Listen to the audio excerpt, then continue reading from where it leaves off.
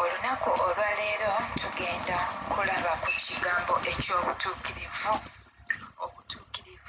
obutuukirivu nga tetunnaba kugenda mu lunyiriri olwo olwa Zabbuli.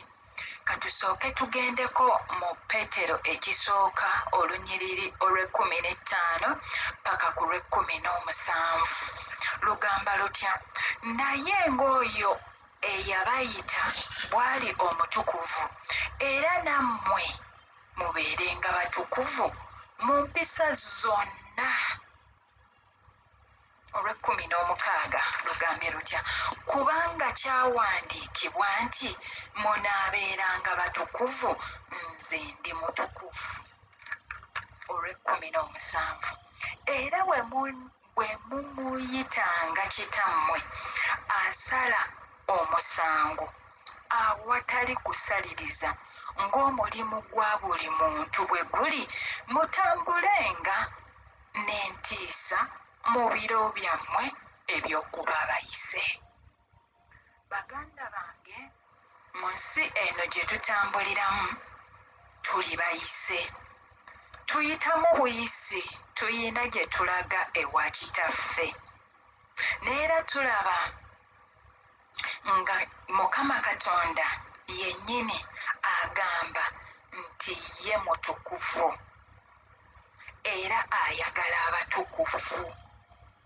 Weewaawo ng'ayogera n'ebigambo bye nti ndisesema abali kiri mu Revolution nga Yesu Kristo agamba nti ndisesema aliba tayokya ng'ate ayokya, aliba nnyogoga ng'ate tannyogoga.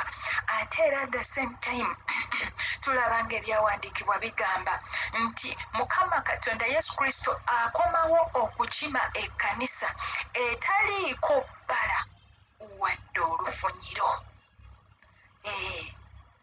Kale nno olwaleero kyenvudde ndowooza twogere ku kigambo eky'obutuukirivu, ekigambo eky'okutuukirira mu maaso ga Katonda, kubanga tuli kkanisa ye ennonde, tuli kkanisa ye gye yaleka eyina okuyimirira ku mazima, ate bwe tutyo ne tutambulira ku mateeka ga Katonda.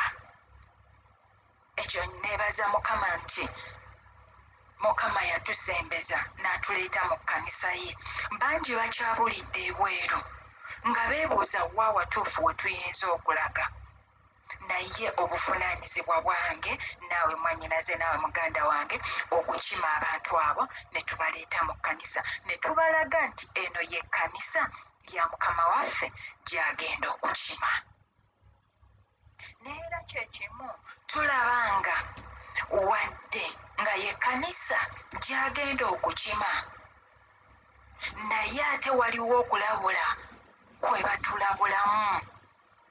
Mu 1 Peter essuula ey'okutaano, essuula esooka olunyiriri olw'15 olugamba nti naye ng'oyo eyabayita ani?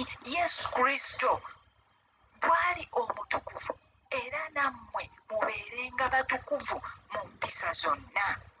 Tubeerenga batukuvu mu mpisa zonna kubanga ye mutukuvu. Katonda waffe tatunula ku kibi.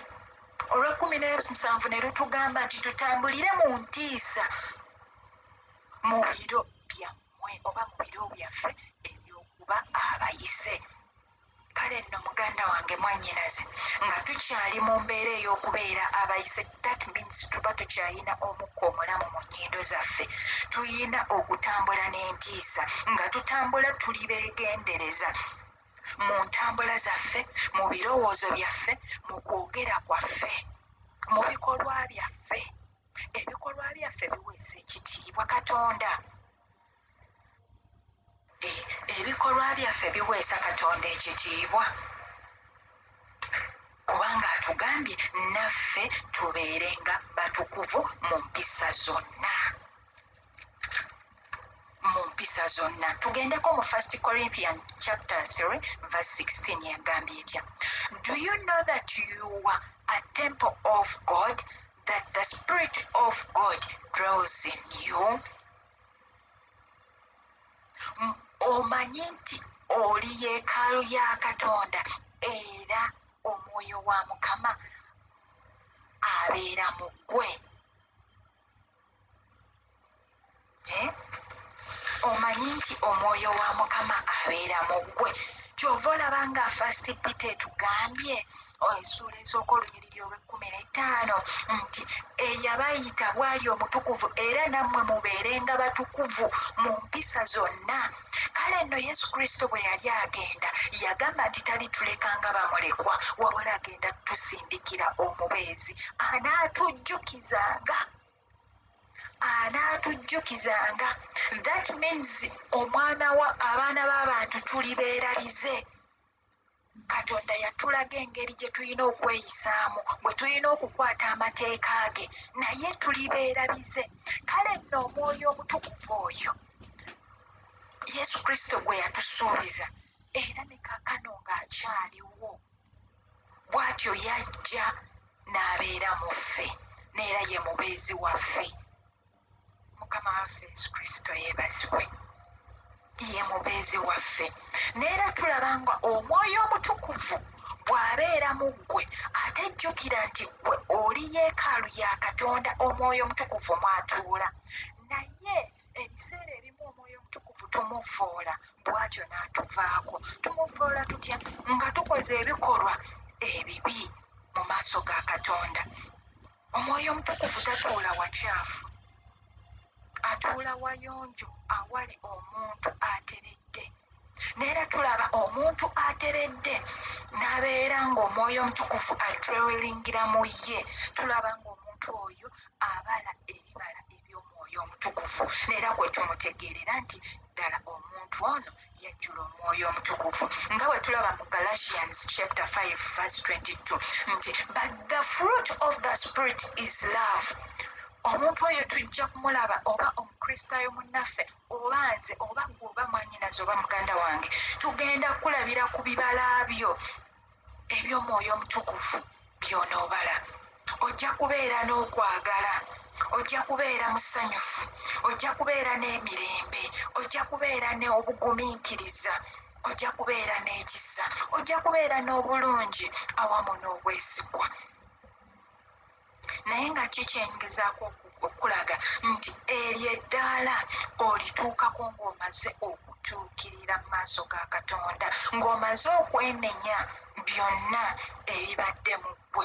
Weewaawo n'oyaniriza omwoyo omutukuvu n'ajja atuula mu ggwe. Bw'anaatuula mu ggwe, ebibala eby'omwoyo bijja kubala mu ggwe, n'abantu abakwetoolodde bonna bajja kumanya Katonda gw'osinza. Bonna bajja kutegeera ani gw'osinza, neera bajja kubeera attracted nga bw'olaba ekimuli ekirungi bwe kyattractinga bees, babiyita bees, bagiyita enjuki. Yes, nga bw'olaba ekimuli bwe kyattractinga enjuki, naawe bw'otyo bw'ojja okwatractinga abantu nga bakubuuza okikola otya, tulaba oli muntu wa njawulo, naye ng'omwoyo omutukuvu atudde mu ggwe yakusobozesa. Tugende ku nnyiriri ez'olunaku olwaleero ze tuyina okulaba.